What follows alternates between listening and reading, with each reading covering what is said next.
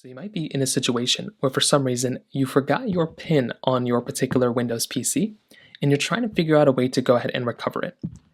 Now, number one, the easiest way to do this is by swiping over when you get inside of your particular lock screen. There should be a little page or a little option that will tell you at the very bottom of your PIN that you forgot your PIN. So if you log in and there should be a little I forgot my PIN under that PIN page, if you go ahead and click on that, it's going to allow you to recover your account or log in via your Microsoft account password. So as long as you have your Microsoft account password, then you should be good to go. That is kind of one of the easiest ways to go and kind of do it. And if I'm going to go through and pick up a PC, that is going to be the first thing to keep in mind.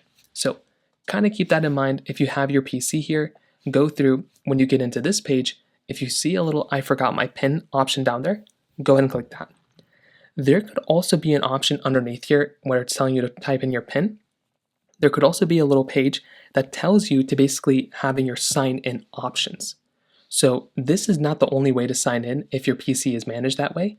If it's a strict PC, if you have a company PC, maybe there's only one way.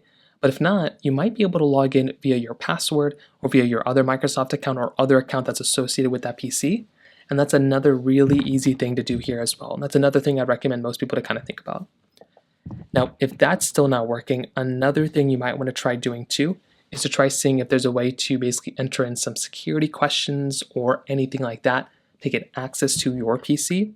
And if none of those things are working, you might have to, if it's a work PC or something like that, you might have to go and contact your administrator and see if they can reset your PC.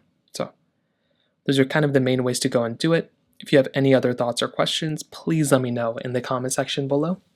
Hit the like button, that will mean so much, but definitely hit that subscribe button. More importantly than everything else, I love every single one of you guys. Hopefully I'll catch you guys in the next video. Peace out till then.